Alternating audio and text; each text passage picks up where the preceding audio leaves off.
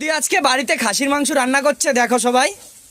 আমি বলি শোন, হ্যাঁ আজকে দিদি রান্না করছে এই কারণেই হ্যাঁ যে আজকে আমার খুবই গরম লাগছে, খুব কষ্ট হচ্ছে, জন্য বলছে তুই একটু রেস্ট নিয়ে আমি রান্নাটা করছি। তাও আজকে যা যা রান্না হয়েছে মানে বলার মতো। বৌদি আমার তো মিথ্যে কথা মনে হচ্ছে, কেন? তুমি সেজে গুজে আছো, কোথায় যাবা মনে হচ্ছে। না রে, আমি কোথাও যাব না মনে হচ্ছে ডাউট। আমি কোথায় যাব? আমি গরমে বড় বৌদিকে রান্না করতে দিয়ে তুমি কোথায় ঘুরতে চলে যাবা, এই তোমার প্ল্যান?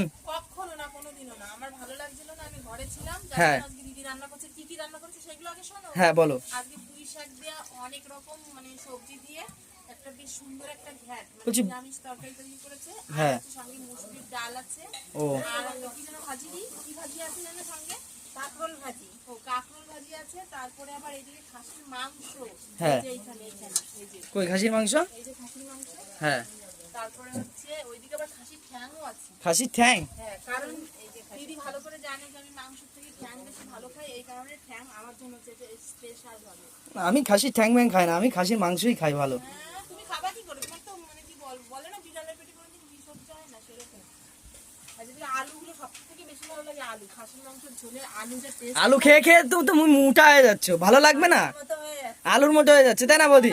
ভালো লাগে না, তুমি জানো আমি আলু ভালো খাই, আমি কি করবো? এই জন্য তো বলছি আলুর মতো হয়ে যাচ্ছে আলু খেয়ে। কই, যতদিন আছি পৃথিবীতে ততদিন খেয়েই যাবো।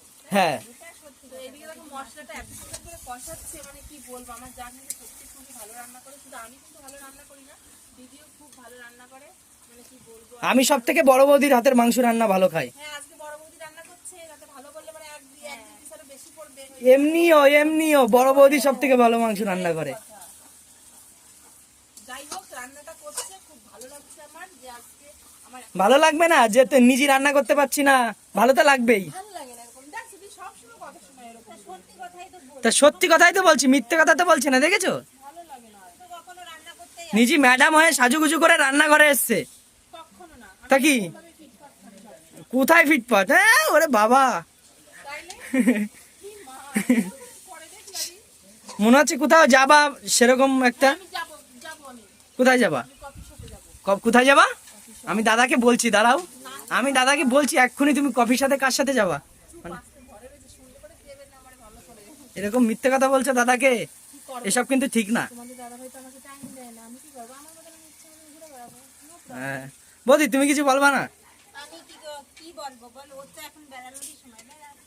হ্যাঁ, তো বেড়াবো না তাই আমি দাদাকে কি এক্ষুনি বলে দেবো, বলে দেখ, তোকে বাড়ির থেকে আজকেই বের করবো। এক্ষুনি বলে দেবো দাদাকে। দেখ রান্নাটা করছে তাই দেখো। রান্না সে তো দেখছি, রান্না তো খাবোই, কিন্তু তার আগে রান্না সবাইকে দেখাচ্ছি।